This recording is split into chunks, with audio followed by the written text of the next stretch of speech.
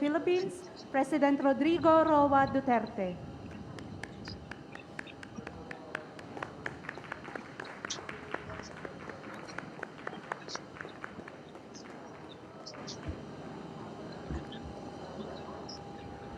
Magandang gabi po sa inyong lahat. Magandang gabi, Mayor. Ang una pong magtatanong ngayong gabi via Google Meet ay si Joseph Morong ng GMA 7. Joseph. Hi sir, how are you doing? Oh, yes, Kumusta po kayo sir nasa TV?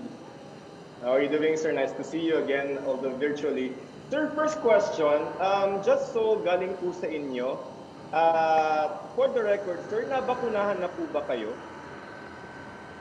Can you lower the volume para Malakas po sir. nag-reverberate? Wala Eh? siya. Yeah. Okay. Again, can you... Sir? Okay sir, ulitin ko lang sir. Wala. Sir, para po sa inyo namang galing, sir, nabakunahan na po ba kayo? At kung hindi pa po sir, would you confirm na ang gusto po ninyong bakuna ay Sinopharm? At kung Sinopharm po yung gusto nila, bakit po hindi Sinovac? Yeah, alam mo, have you talked to the medical people? Kami yung mga 70, we have to be careful. Ako naman may doktor ako sarili. She thinks that another brand, I will not mention it, yun na lang ang hinintay ko. Sabi niya, hinintay ko. Sabi ko, but I cannot just out of the box vaccine simply because I have to take care of my age. I will be 77 next year. Next month. Eh yung 70 nga, pinagsasabihin na, baka hindi ako abot. Hindi. 67 lang ako. Sinasabi ko lang yan para kasi mga bata pa sila eh. Sir, But- kasi sir, ang nasabi po sa... Walang, alam mo, in the matter of getting the vaccine, it is to my advantage. It is to my self-interest that I should get one. No doubt about it. As to what brand, yan ang problema because it is left to the sound discretion of my doctor. May caveat pa yan. 70 people above are, sabi nila, wag na. In some areas, some countries, hindi na binabakunahan yung 70. It's either because they are nearing death or about to die, or it would be useless to give them the vaccine because anyway, they won't live long. I really do not know the rationale or rationale of the whole thing. Sir, Pero- just one last question. Sir, I'd like you to address po yung mga healthcare workers natin because po, kung yung survey po ng PGH ang pagbabasehan natin, 8% lang po ng mga empleyado sa PGH ang gusto pong magpabakuna noong Sinovac. Tapos po yung kung mga Pilipino ang titingnan sir, survey says 13% lang po yung may gusto ng Chinese vaccine. So address sir yung parang distrust ng mga Pilipino sa Chinese vaccines, and would you be willing to be vaccinated in public to shore up yung public confidence sa pagbabakuna? And just one last point sir, si Vice President Lenny saying that you should be the first to be vaccinated to shore up the public confidence in the vaccine. So yung survey sir, na mababa yung may gusto ng Chinese, and then yung kung kay Vice President. Thank you sir. Siya man yung apurado, siya ang mauna. Ako, I cannot just decide. She's young. I am not. I have to defer to my doctor. But I said, on the matter of getting the vaccine, it is my self-preservation will be at issue. Kailangan ko magpabakuna. Ano bang problema nila sa bakuna na talaga magpabakuna man ako? If I do not want to die and get COVID, I should get one. I go around a lot. I meet so many people on any given trip outside. Bakit dadramahin pa yan? Sino mauna? Sino? Ako magpabakuna. Ang problema, ang doktor ko may hinihintay. Now, on the issue of itong mga health workers, merong dadating. They have a choice. It's either Seneca or No po. Ano ba? AstraZeneca, sir? AstraZeneca, sir. AstraZeneca, yan. AstraZeneca or the Sinovac. Kung ayaw nila ng Sinovac, maghintay sila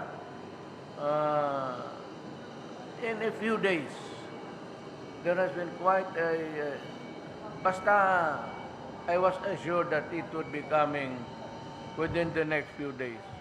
Yun ang gusto Correct. nila, they have a choice. That's about another, I don't know how many. 500,000, sir? Ewan ko, basta siguro dyan. I cannot really tell you the exact number. Basta ito, galing ito sa World Health Organization, yung Sinovac.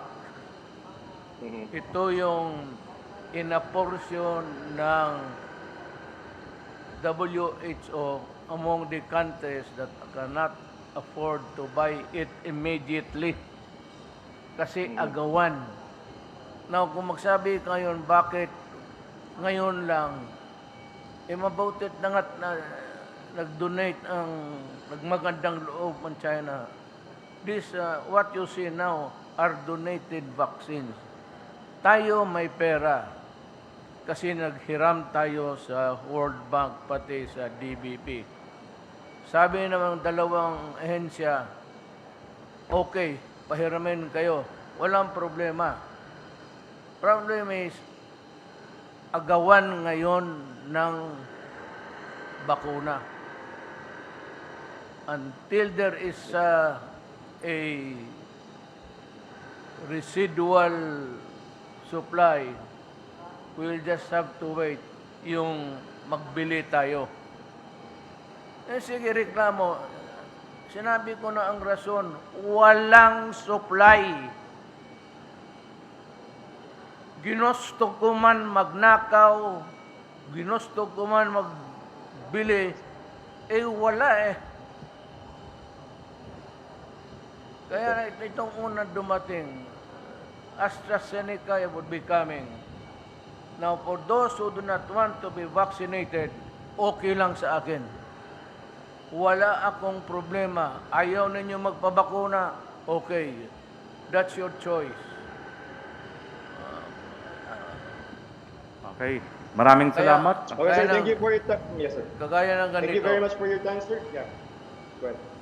Susunod Ganito. pong magtatanong, Mr. President.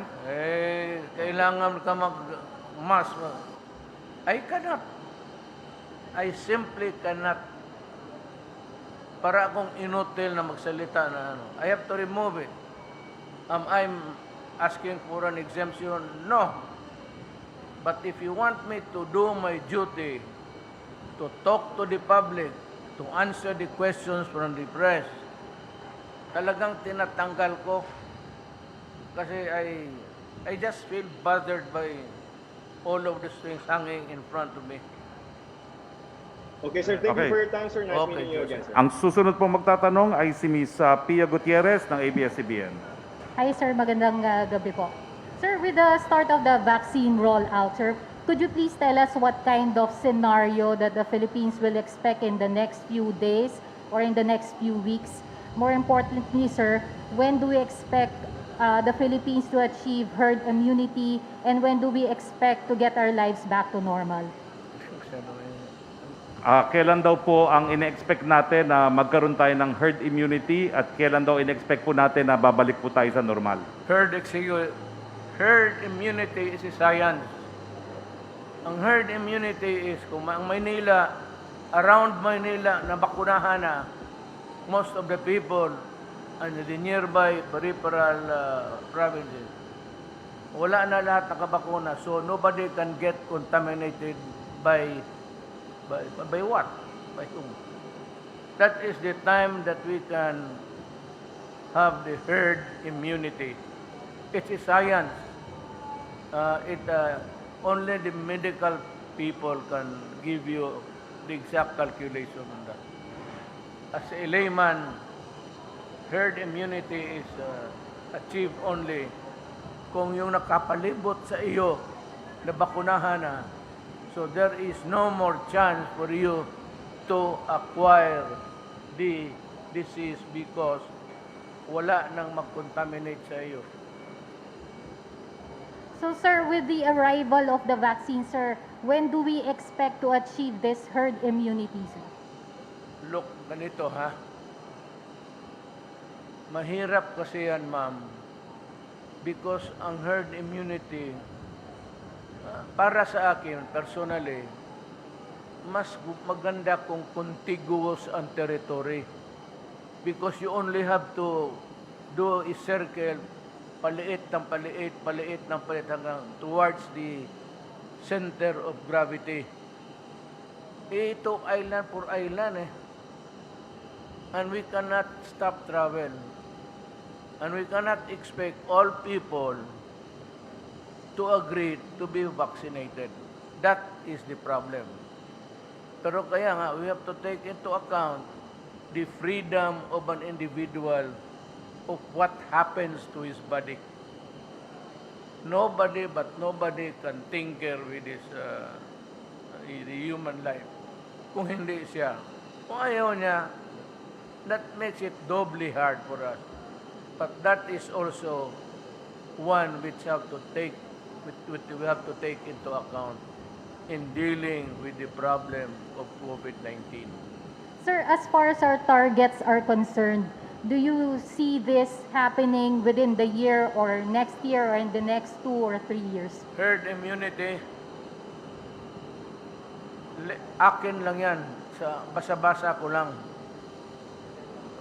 Wala I have no reference except that I cannot recall now how many articles I've read about herd immunity. Ang Pilipinas, towards the end of mga early next year pa. Early next year. Early next year. If you ask a doctor, he would give you the same answer. Maybe. Maybe not. I'm wrong. Pero sabi ko, yun lang nabasa ko. What I've read from international magazine. Wala talaga akong, I must confess my incomplete and inadequate knowledge dito sa bagay na to. On another and a similar matter, sir, now that we have started the rollout of vaccines, would you reconsider the IATF recommendation to place the Philippines under MGCQ? Will you reconsider daw po yung placing Metro Manila under MGCQ now that we have rolled out the vaccination program? I am considering it. Actually, pag-start, buksan ko na because there are two things that are really bugging us. It's the economy and COVID-19. Nakatutok yan. Our economy is really down, as in down. So, the earlier na mabilisan itong vaccine, the better. Ako, pag nag-umpisa na yan, roll out, and the other vaccines would come in and distributed to the provinces, I may, siguro pagdating ng mga, we'll have 1 million by this month. Magkaroon na tayo ng stock ng 2 million, bitawan ko na. I will open the economy. Talagang hirap tayo. You know, people have to eat. People have to work. People have to pay. for their upkeep. And the only way to do it is to open the economy and for businesses to regrow. Without that, patay talaga. So, mahirapan tayo. Sir, when you say reopen the economy, that means placing Metro Manila under MGCQ in March? As a matter of fact, kung kita ko na marami ng vaccine, open ko na lahat. Tanggalin ko na yan. Kung mayroon ng, if the vaccine is available to anybody for one reason or another, sa mga probinsya na distribute na yan, kasi hindi naman mag-abot ng 110 million. Sa estimate nila, it's about 40 million. Kung makahit tayo ng 40 million, o nandyan na yung vaccine, baski meron tayong mga 20, 30, buksan ko na. Buksan ko na dahil sa economy. Sir, what about face-to-face classes po? The what? Face-to-face classes. Wag muna. Not now. It would be, I cannot make that decision. It will place the children in jeopardy. Alam mo, iba na yung decision, iba na yung maraming mamatay. I am not ready to lose the lives of our young people, our children. Diba? Thank you, sir. Tingnan mo, as they come, pag tingnan ko nakabakuna araw-araw, what's the use? Yung mga ayaw, yung gusto pa ng ibang klaseng, there's the AstraZeneca. If you do not have faith in the Chinese, ako mismo, I guarantee to you, basa, yung 50%, nobody can really tell you how effective it is or the efficacy is at that number. It would depend on your body. If you are a healthy person with no underlying causes of diseases, talagang kailangan mo ng mas marami. Mahina ang katawan mo. Pero pag bigay mo yan kagaya sa inyo, yung mga babae, nagkayo ng katindig dyan, wala, that's 100, almost 90. Walang makasabi niyang there's no scientific data of comparison there. Wala pa. The fact that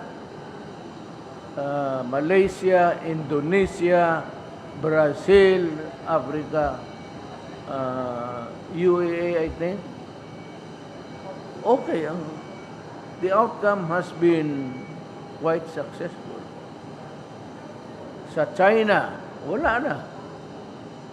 Ginamit nila Sinovac, Sinopharm. Okay na sila. As a matter of fact, President Xi Jinping announced, basa ko lang, that China has overcome poverty. Wala nang pobre sa China ngayon. Okay, ang susunod po magtatanong ay si Ms. Tricia Terada ng CNN Philippines. Hi, good evening, Mr. President. Good to see you po. Sir, first question, how do you intend to address Filipinos who are still apprehensive to get vaccinated, more so with Chinese brands, for example, Sinovac? Guarantee. I am giving the guarantee that it is effective. That efficacy is good. Ngayon, yung ayaw magpabakuna, wala akong magawa para sa inyo. Or you might want, at least you know, in your lifetime, may kilala kang doktor. Magtanong ka na lang sa doktor kung anong mabuti sa iyo. Kagaya namin, 70 above are discouraged from getting it. Pero ako, since I get to go around and meet people to travel, baka kailangan ko. You ask yung guideline ng WHO, wala. Yung 70 above, wala na. Patay na yan. Ako mag 32 na next month. Sir, experts are saying na mas mahihikayat po yung publiko na magpabakuna when they see leaders or influencers getting vaccinated. Sino po yung mga inatasan niyo, sir, na maunang magpabakuna, especially with the arrival of Sinovac? May naatasan po ba kayong mga cabinet members or officials in your government? My doctor has in mind, it's a Chinese brand still, pero hindi ito. Siya nakaalam ng konstitusyon ng katawan ko eh. Yes. Pero sir, may officials po ba kayo or cabinet members na aatasan na manguna po sa pagpapabakuna to represent the government? Magsabay-sabay kami pagdating. Yung hinihintay lang natin yung ano. Okay. Sir, ito... Ako naghingi ako. Personal. Wala silang stock na ano. Naghingi ako para sa pamilya ko, pati sa akin. Pati yung, I don't know if we would have enough vaccines for everybody. But I think I can accommodate itong cabinet members. Sir, I understand and you mentioned several times that you are grateful to the donations of China. Ito pong Sinovac, yung una po nilang pinadalang bakuna. But sir, Correct. how do you wish to address concerns about, or fears, sir, about the objective of vaccine diplomacy led by China and concerns, sir, on our possible position on different issues with China? Ano daw po yung, tama ba ang tanong mo, no? Ano yung maging epekto sa iba pang mga issues na meron po tayo sa China dito sa Pagdating po ng ng bakuna, sir. Sinovac vaccine? Well, that's a matter of geopolitics. I have made a declaration that we will adopt an independent foreign policy, which means to say that, one, I assured China that I will not allow nuclear armaments of America to be stored in the Philippines. Yan ang sinabi ko. That's the guarantee that I have. Na hindi ako papayag. Not because it will antagonize China, but it is in the Philippine Constitution which prohibits the presence of nuclear armaments in the country. So sir, just to put it on the record and to be very clear about it, despite or amid this donations, we will not compromise anything on issues between China. China never asked for anything. China has been giving us everything, but never asked anything from us, actually. Ang pinakamabigat ang Amerikano, ang hinihingi nila ang base. Alam mo ba kung anong mangyari? Do you know the direct consequence? Kung magkagera, and it will surely start, maybe in the theater of war would be the Spratly and China Sea. Katabi lang tayo, Pangasinan, it's just kaharap. Maraming probinsya na yan. Alam mo kung may armament sila dito, ang unang tatamaan yun. Saan? Sa Pilipinas. We are taking a very big gamble there. Kasi kung walang armament sa Pilipinas, yun lang kailangan natin sa counter-insurgency. Okay na, we do not need weapons that could fight other countries because we do not have it, the arms, and we do not want it. Ang unang matamaan, ang Pilipinas. Kasi nandito yung base, nandito yung mga armas nila. The arms are stored everywhere in the Philippines. Baka hindi ninyo alam. May mga depots all around the Philippines where the arms are. Sinabi ko sa kanila, I cannot stop you because we have yet to renegotiate the visiting forces agreement.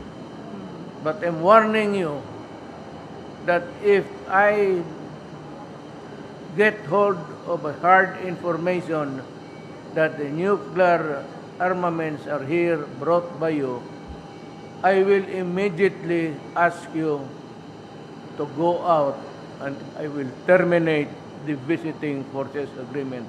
Ora mismo. Sir, maybe one last question, not related to vaccine, since sir, matagal-tagal din po namin kayo hindi nakausap. Sir, there are growing calls for your daughter, Davao City Mayor Inday Sara, to run for president. Nabanggit niyo po na ayaw niyo po siyang patakbuhin. But is this final, sir? Or is this still up for reconsideration, considering na marami pong gustong tumakbo yung anak po ninyo?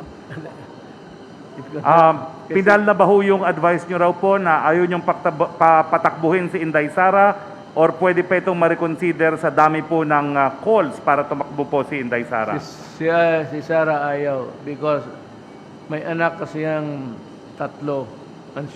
Maliliit pa eh. Maliliit pa. Gusto niya na mag-focus muna siya sa family affairs. But sabi niya sa akin, marami pa naman panahon and she used my favorite statement.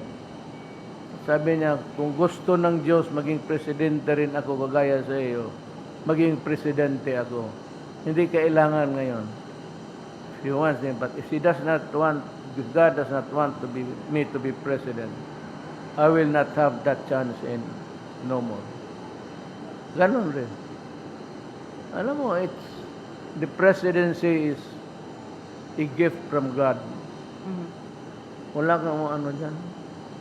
Ayaw niya ngayon. At sabi niya, kung ma-presidente siya, just assuming, after 6 years, bata pa siya, anong gawin niya? As an ex-president, hindi siya makatrabaho, hindi siya maka-appear ng korte, presidente ka na. At sabi ko, mabuti sana kung maganda yung sweldo, makapag-ipon ka. Pero wala ka naman ng ambisyon, diyan ka lang, trabaho, wala kang nothing to. Thank you, sir. Absolutely. Salamat po, sir. Ang susunod po magtatanong si Mela Lesmoras ng PTV4. Hi, good evening po, sir. Ngayong may bakuna na, sir, sa Pilipinas at nalalapit na rin ang anniversary ng community quarantine sa bansa, paano nyo po i-assess o bibigyan ng grade ang ating government sa pagtugon sa COVID-19 pandemic? Paano? I-assess yung pagtugon ng gobyerno sa COVID-19 pandemic ng IATF at ating national government po. Paano daw pong pag-assess sa response natin sa pandemic ngayong dumating na po ang mga bakuna? Paano po natin a-assess yung ating response sa COVID-19 ngayong nandito na po ang bakuna? It would be, we must apply it as kung maubos ng isang araw yan, ituro ko yan isang araw. As fast as we can. But look, the Philippines is not Manila alone. Remember that. So may mga syudad, Lawag, Cebu, Davao, Cagayan, Dumaguete, Bacolod. Bigyan mo rin yan eh. Hindi basta-basta na ibigay mo lang lahat dito sa Maynila yan. It would not be fair. Yung lalo na kung may mga gusto, ibigay mo. Pero ratio and proportion. Mas maraming tao dito sa Metro Manila kaysa mga probinsya. Pero in the meantime, na wala pa tayong sufficient supply for everybody, ano yung damating ngayon at next week, paghati-hatian natin yan na ratio and proportion. Para naman sabihin ng the rest of the Philippines, aba, nakakalimutan tayo. Tell Duterte that there are Filipinos over here, so many hundreds of miles away. Sir, kung may nakikita po kayo, Mr. President, na dapat pang i-improve, saan po yun? Ano po yung ng grade, yung IATF, mga LGU, ano po ang ibibigay niyong grade sa COVID-19 response ng ating mga opisyal po? It's either my ear is failing me, which actually is mahina ang dito ko kasi na I have a fractured at the back. May nagpuputo dito. Wala na ako dito. So I have to, ito yung ear.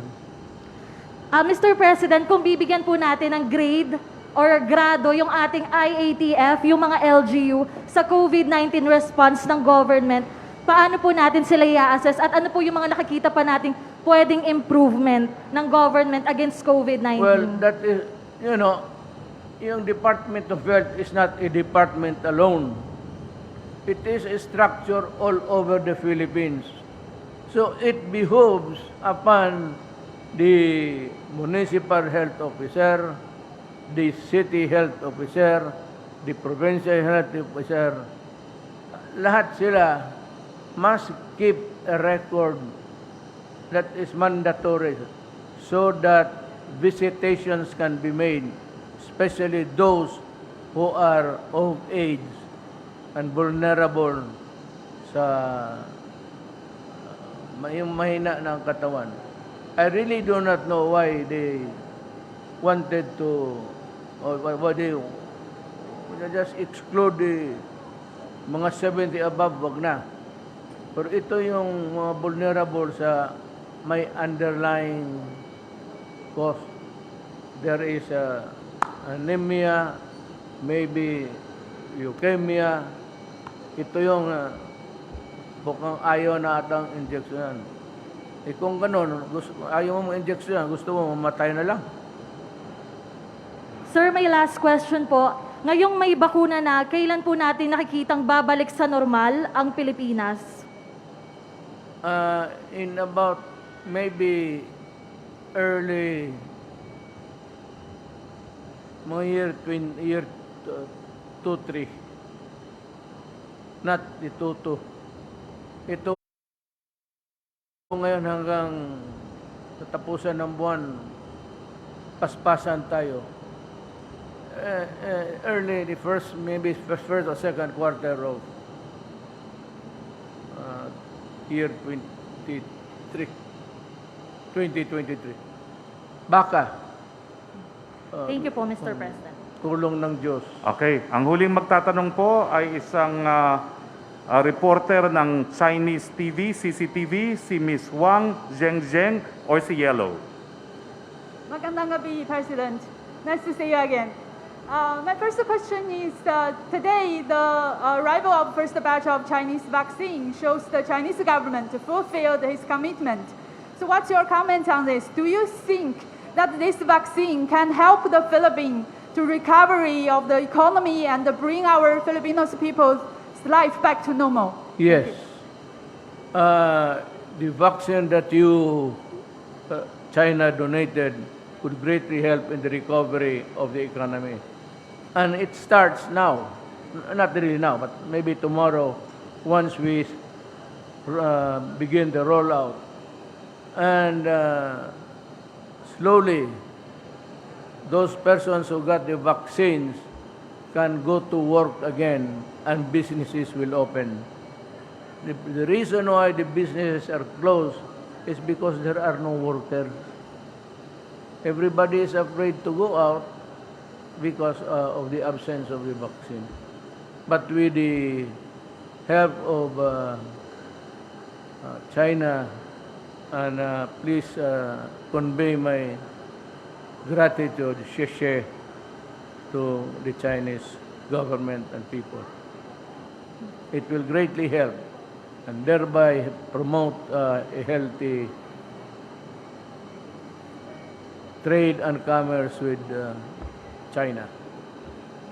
Okay, President, I would also like to know, during your remarks, you mentioned that the vaccine should be made as the global public goods. That's also the commitment of Chinese President Xi Jinping. And China has already donated the vaccine to more than 50 countries worldwide. What's your comment on this issue? I have to translate it. Oh, please repeat the question. I couldn't understand also the question. Slowly. Okay.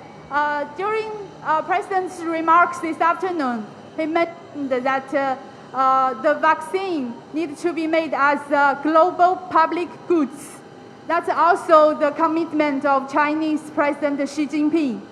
Chinese government right now already donated the vaccine to more than 50 countries. So I would like to know the comments from the President. Comments daw po ninyo dun sa sinabi ni President Xi na gusto niyang ibigay sa maraming mga lokal na mga iba pang mga bansa itong bakuna na galing sa China. Komento lang po dun sa sinasabi nilang they want to distribute the vaccine to as many other countries. China has a good spirit. The people are kind, and the government is very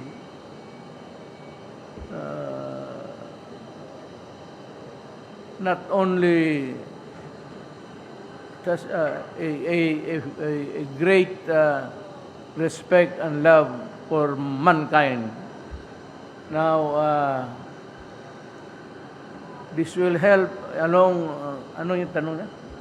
Ano pa yung comment nyo lang doon sa sinabi daw po ni President Xi na they want to share the vaccine to as many countries? Well, let me announce it again. China has donated vaccines everywhere for those countries who need help and do not have the money ready for the poor countries. China donated, but the protocol was you have to get the vaccine in China using your own transportation and bring it back, the medicine, to China. The Philippines, as of now, is the only country where China delivered using a military plane the vaccines to the Philippines. That is how good China is to us. Xie. Thank you, Mr. President. And also, the last question, I would like to know, during your remarks, you said you would like to visit China soon and to take the message to President Xi Jinping personally. So I would like to know which city you would like to visit this time and what kind of message you will bring to President Xi. Maybe I go to Xiamen. There's a school built to honor my mother. You know, my mother was one of the first educators of the Chinese school in Davao. I said, when you are, you have Chinese blood, you are the wife, you get, in 1950, we migrated to Davao, and my mother was able to get a job immediately. She was taken in by the Davao Chinese School. She was one of the earliest educators. So in China, they have built a building they named after my mother. So I'd like to go to Xiamen before going to Beijing. But what is important is that I told the ambassador, I would like to thank and to travel to China even one day, just to tell President Xi Jinping, thank you. And I fly home. I want it to do personal because China has been good, and the way that's helping us right now, I suppose that a debt of gratitude should be paid by a personal visit. Okay. Thank you so Maraming much, President. salamat. Maraming salamat, Mayor. Dito po nagtatapos ang ating press conference. Maraming salamat po sa mga kasama natin sa Malacanang Press Corps. Ay, At sa salamat. lahat po ng sumabaybay. Magandang gabi po sa inyong lahat. Dito po nagtatapos ang makasaysayang araw na ito kung kailan dumating ang unang kauna-unahang mga bakuna laban sa COVID-19. Dito po nagsisimula yung pagdating na liwanag sa panahon ng kadiliman. Magandang gabi po sa inyong lahat at maraming salamat po sa inyong lahat. Salamat.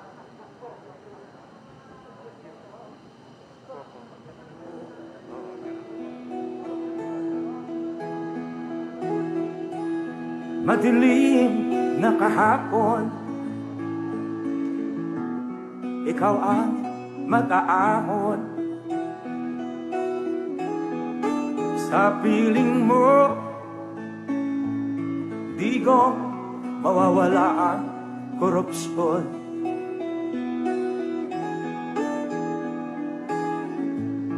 Tayo na, Pilipinas, tayo na magbago.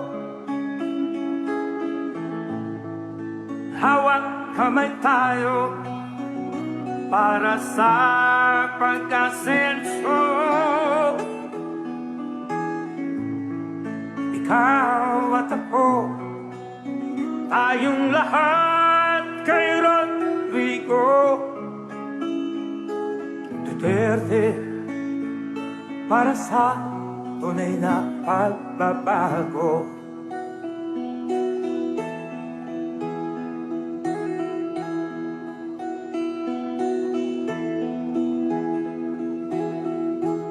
Masdan mo ang paligid,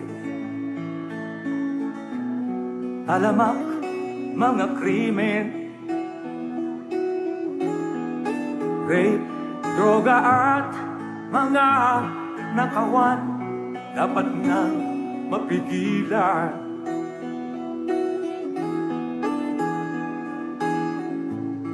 Tayo na, Pilipinas, tayo na magbago.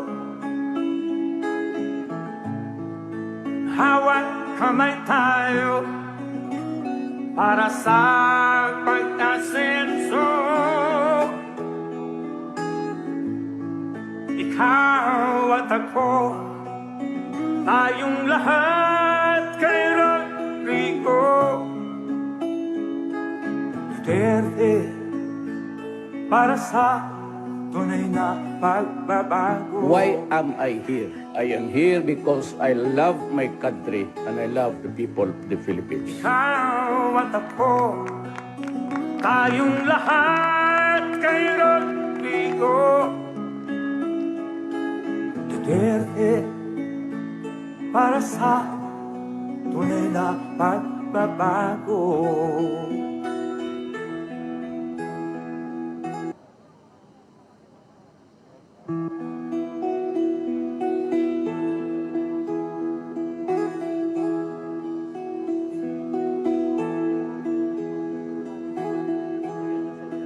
Ikaw ang Pangulo